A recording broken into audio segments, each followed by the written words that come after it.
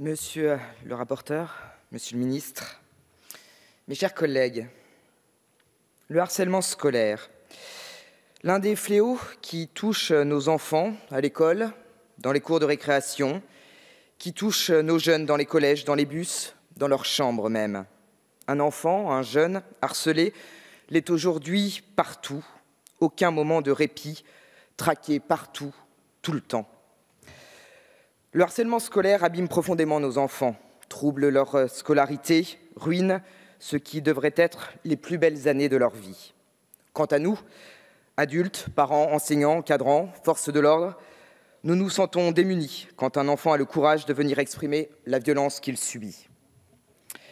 Alors que le chemin de l'éducation doit être un chemin de savoir, d'enrichissement, de vie commune, il se transforme pour certains en un parcours d'angoisse et de peur qui mine le développement de chaque enfant et qui peut détruire des familles. Nous l'avions dit, près d'1 million d'élèves sont victimes de harcèlement chaque année dans le cadre de leur scolarité. Et cela peut prendre, vous le savez, diverses formes et causer de nombreux troubles. Notre siècle, plein de prouesses et d'évolutions avec lesquelles naissent nos enfants, apporte inévitablement aussi son lot de terribles dérives. Les réseaux sociaux, qui certes facilitent les échanges, aggravent dramatiquement les situations de harcèlement scolaire.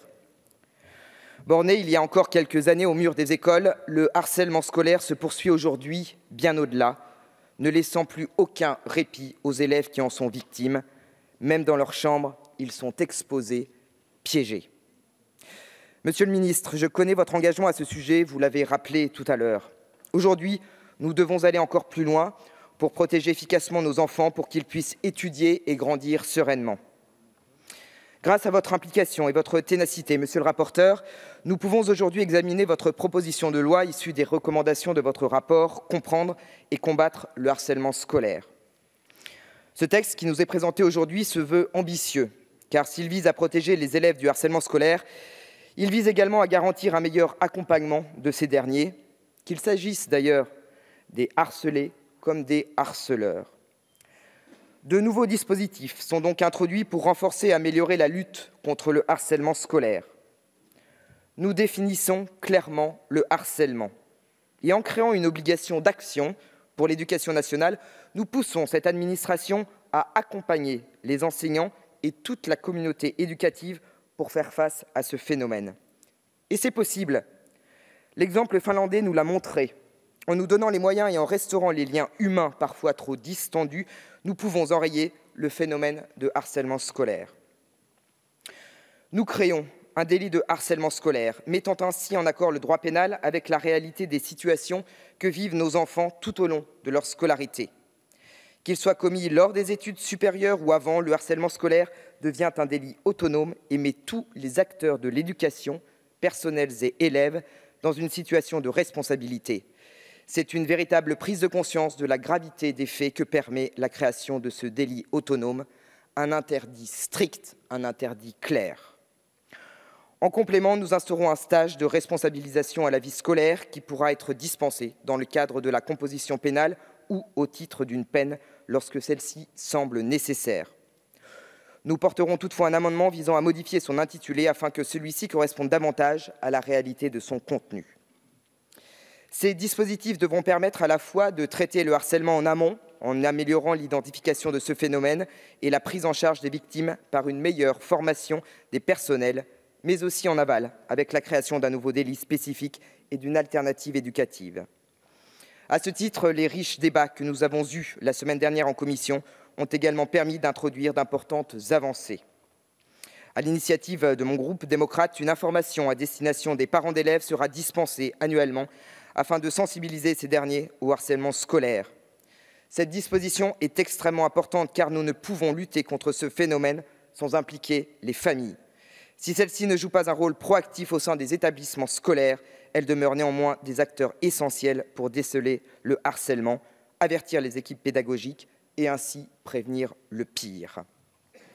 La simplification de l'article 4 a par ailleurs permis de rendre le texte plus intelligible pour faciliter le recours des juges au délit de harcèlement scolaire sur le terrain. De même, la réécriture de l'article 6 a permis de rattacher la sensibilisation au harcèlement scolaire aux stages déjà prévus.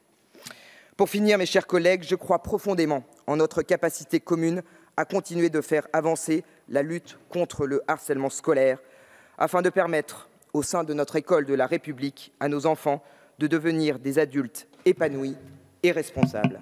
Je vous remercie. Merci, chers collègues. C'est encore un amendement qui vise à mettre à l'honneur vraiment et à saluer tout le travail que font les associations de lutte contre le harcèlement scolaire. Je pense entre autres à l'association Hugo ou à l'association encore Les Papillons. Trop souvent encore, malgré tous les efforts qui ont été faits ces dernières années, les liens entre la communauté éducative et ces associations sont très distendus, voire inexistants, voire, et ça peut arriver, ces associations souffrent, j'allais dire, d'une mauvaise perception de la part de la communauté éducative. Une anecdote très simple, jusqu'en 2017, j'étais maire adjointe de ma commune. On avait des cas de harcèlement qui nous étaient remontés et l'équipe d'élus, on avait souhaité faire intervenir une association qui luttait contre le harcèlement au sein de l'établissement scolaire. On a eu une fin de non-recevoir de la part du directeur de l'école qui considérait que ça ne le concernait pas. Donc c'est dramatique. On est passé par le périscolaire, comme on pouvait en tant que commune. Mais voilà, donc je pense que vraiment, il faut insister pour que non seulement ces associations aient toute leur place dans nos établissements scolaires et surtout que notre communauté éducative s'appuie sur ces associations. Monsieur le rapporteur, monsieur le ministre, chers collègues, les débats que nous avons eus aujourd'hui révèlent à eux seuls l'ampleur du harcèlement scolaire dans notre pays et la conscience très vive que nous avons sur tous les bancs ici, de la nécessité d'agir pour protéger nos enfants. Nombre d'entre nous en ont profité pour partager des témoignages d'enfants, de parents, de familles brisées par des actes répétés visant à humilier, exclure, discriminer. Ces situations sont évidemment inacceptables et elles le sont d'autant plus qu'elles s'opèrent dans un cadre scolaire. L'école de la République, nous l'avons dit, ne peut accepter que de telles actions s'opèrent en son sein, alors même que sa mission est de protéger et d'accompagner nos enfants. Nous l'avons rappelé aussi, de nombreuses dispositions ont déjà été prises ces dernières années, encore très récemment, par le président de la République pour lutter contre ce fléau. Et par vous, monsieur le ministre. Merci, monsieur le ministre, d'avoir accepté de vous emparer de ce texte, d'avoir toujours été très sensible et d'avoir déjà fait avancer beaucoup cette cause dans nos écoles. Et merci aussi pour votre présence à nos côtés tout au long de nos débats. Mais l'adoption de cette loi est aujourd'hui essentielle. Par son adoption, nous nous opposons fermement au harcèlement, mais nous apportons aussi de nouveaux outils pour permettre de lutter, tout acteur confondu, plus efficacement contre ce phénomène. Identifier, tout d'abord, en améliorant la formation des personnels qui entourent les enfants, nous permettons de prévenir et d'accompagner plus en amont les cas de harcèlement. Sanctionner aussi lorsque cela est nécessaire. Par la mise en œuvre d'un stage de sensibilisation, nous choisissons de proposer une sanction éducative et par la création d'un délit spécifique. Eh bien oui, nous rappelons la gravité de ces faits. Enfin, alors que nous avons rappelé l'aggravation du harcèlement scolaire par l'usage des réseaux sociaux, il était essentiel d'impliquer plus largement les plateformes et les fournisseurs d'accès dans la lutte contre le harcèlement. Pour l'ensemble de ces raisons, naturellement, notre groupe votera bien évidemment en faveur de la proposition de loi de notre collègue Erwan Balanant. C'est tous ensemble que nous permettrons à nos enfants de devenir des adultes épanouis, confiants et responsables.